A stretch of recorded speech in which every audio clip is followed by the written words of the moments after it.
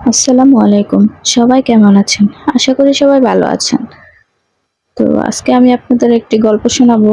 অবশ্যই না টেনে সম্পূর্ণ শুনবেন। আশা করি সবার কাছে ভালো লাগবে। একদিন নবী করিম সাল্লাল্লাহু আলাইহি সাল্লাম মদিনার একটি বাগানে বসে বিশ্রাম নিচ্ছিলেন। তার সাহাবীরা তাকে ঘিরে বসেছিলেন। হঠাৎ একটি ছোট্ট ছেলে নবী করিম সাল্লাল্লাহু আলাইহি সাল্লামের সামনে দাঁড়ালেন এবং বললেন, ইয়া রাসূলুল্লাহ সাল্লাল্লাহু আলাইহি সাল্লাম, আমার পিতা অনেক দিন আগেই মারা গেছেন। আমার মা খুব কষ্ট করে আমাদের লালন পালন করছেন, কিন্তু আমাদের কাছে এখন আর কিছু নেই। আমি ক্ষুধার্ত, আমার ভাই বোন ক্ষুধার্ত। আপনি কি আমাদের জন্য কিছু সাহায্য করবেন? নবী করিম সাল্লাল্লাহু আলাইহি সাল্লাম ছেলেটির কষ্ট অনুভব করলেন। তিনি সাহাবীদের দিকে তাকিয়ে বললেন, যে ব্যক্তি এই ছেলেটিকে এবং তার পরিবারকে সাহায্য করবেন, আল্লাহ তাআলা তাকে জান্নাতের সুউচ্চ মর্যাদা দান করবেন।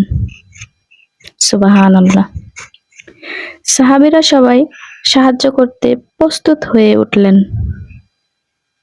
কিন্তু নবী করিম সাল্লাল্লাহু আলাইহি সাল্লাম নিজেই তার কাছে থাকা খাদ্য এবং কিছু অর্থ ছেলেটিকে দিয়ে দিলেন। তিনি ছেলেটিকে সান্ত্বনা দিয়ে বললেন, ধৈর্য ধারণ করো, আল্লাহ তোমাদের জন্য সহজ পথ সৃষ্টি করবে। ছেলেটি খুশি মনে বাড়িতে ফিরে গেল।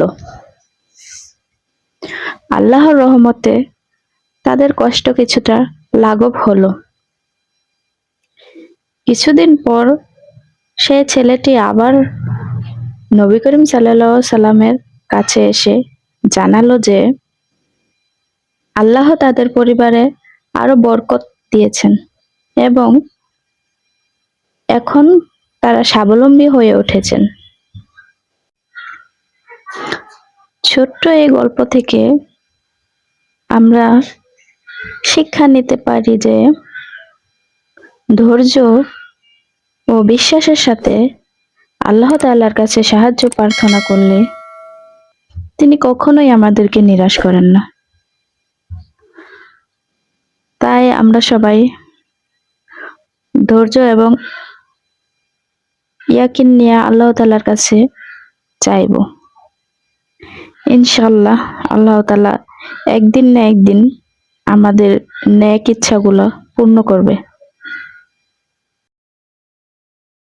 তো কেমন লাগলো আমার এই ছোট্ট গল্পটা? যদি ভালো লেগে থাকে অবশ্যই সবার সাথে শেয়ার করবেন এবং কমেন্টে জানাবেন। সর্বশেষে একটা কথাই বলতে চাই, যে আল্লাহ তাআলা আমাদেরকে এত সুন্দর নিখুঁতভাবে সৃষ্টি করেছেন, নিশ্চয়ই সে আল্লাহ তাআলা আমাদের সকল বিপদ আপদ থেকে রক্ষা করবেন। এই বিশ্বাস রেখে আল্লাহ তাআলার কাছে চাইতে থাকবো ইনশাআল্লাহ। আল্লাহ হাফেজ।